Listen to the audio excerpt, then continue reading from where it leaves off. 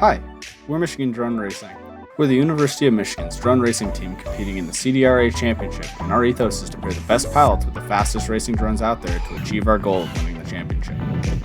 We've already got some pretty quick pilots, so all we need is a racing platform that can put our pilots on the podium. We created the Wolverine 1 race frame to surpass any other frame that came before it in terms of weight and drag, but for racing quadcopters, the motor and propeller combo is the most critical component of flight performance. We wanted to find out what propulsion setup would work best for our needs, so we reached out to RC Benchmark to use one of their 1585 test stands to evaluate potential setups. We spec'd our test stand with RC Benchmark's optical RPM and temperature sensors, as well as the no-solder board to make motor swaps quick and easy.